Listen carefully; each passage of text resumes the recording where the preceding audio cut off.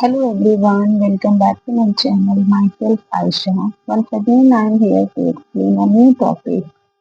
I know कि मैं बहुत दिनों से वीडियोस नहीं डाल रही थी, मैं थोड़ा बिजी चल रही थी, लेकिन अब मैं स्टार्ट कर रही हूँ वीडियोस बनाना। तो आज का मेरा टॉपिक है सेल्फ थ्योरी। ये टॉपिक स्पेशली क्लास 9 के स्टूडेंट के लिए है। तो स्टार्ट करते हैं आज का टॉपिक सेल्फ थ्योरी। स्टार्ट करते हैं who proposed cell theory. Cell theory proposed by Schleiden and Swann 1838 and 1839। तो मैं यहाँ पे राइट करती हूँ नेम उनके कि सेल थ्योरी किसने दिया है, क्लाइडेन एंड स्वान ने।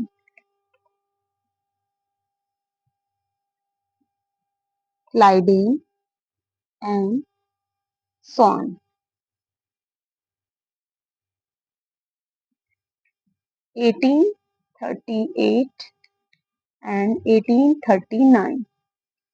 क्लाइडेन एंड स्वान ने सेल थ्योरी को दिया है, लेकिन एक साइंटिस्ट और हैं जिन्होंने सेल थ्योरी को एक्सटेंड किया है, रुडोल्फ विर्चो। रुडोल्फ विर्चो 1855 में रुडोल्फ विर्चो ने सेल थ्योरी को एक्सटेंड किया है। Now I am talking about cell theory कि सेल थ्योरी में ये कौन कौन से पॉइंट्स हैं जो हम लोगों को स्पेशली उन्हें लिखने होते हैं। तो हमें तीन साइंटिस्ट हैं, क्लाइडेन, स्वान एंड रुडोल्फ विर्चो। तीनों ने एक एक पॉइंट अपना दिया है, तो हम डिस्कस करते हैं। First point is all living organism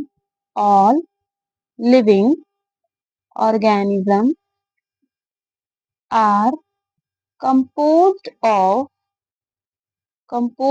of cells। जितने भी लिविंग ऑर्गेनिज्म है वो सब बने किससे हैं, सेल से बने हुए हैं। तो first point we should write here, all living organism are composed of cells. जितने भी लिविंग ऑर्गेनिज्म है वो सेल से बने हुए हैं। Moving on the next point, the living organism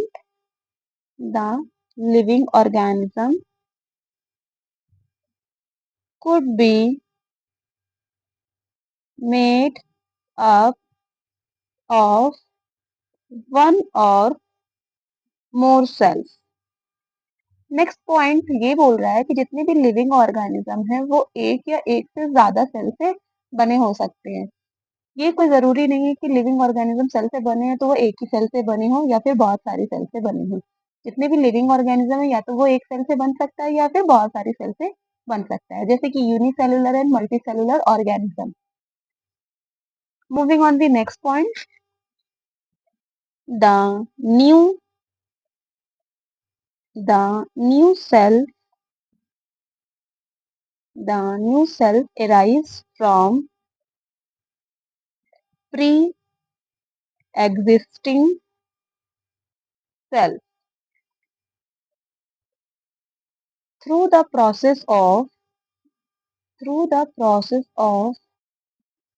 cell division।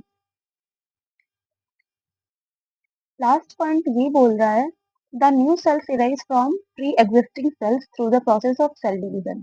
यानी कि जो न्यू सेल्स बनती हैं वो किस सेल से बनती हैं, जो कि पहले से ऑलरेडी सेल प्रेजेंट होती है, उन्हीं से वो क्या होती हैं, राइज होती हैं, बनती हैं। यानी कि ऑलरेडी एक सेल है जो डिवाइड होकर आपकी दो न्यू सेल्स बनाएंगी।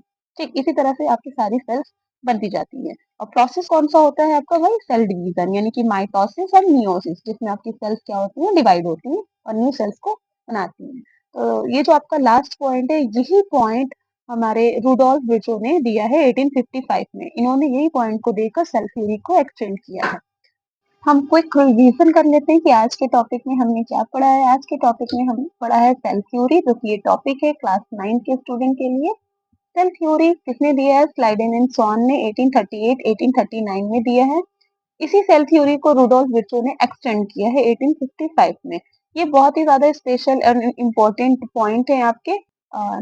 बात करते हैं सेल थ्योरी के बारे में। तो सेल थ्योरी में आपके मेजर तीन इंपॉर्टेंट पॉइंट्स हैं। फर्स्ट पॉइंट इज कि all living organism composed of the cell and the living organism could be made up of one or more cells. The new cells arise from pre-existing cells.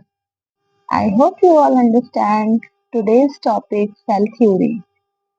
अगर आपको ये video मेरा पसंद आया तो मेरे videos को like, share and subscribe my channel. Thanks for watching.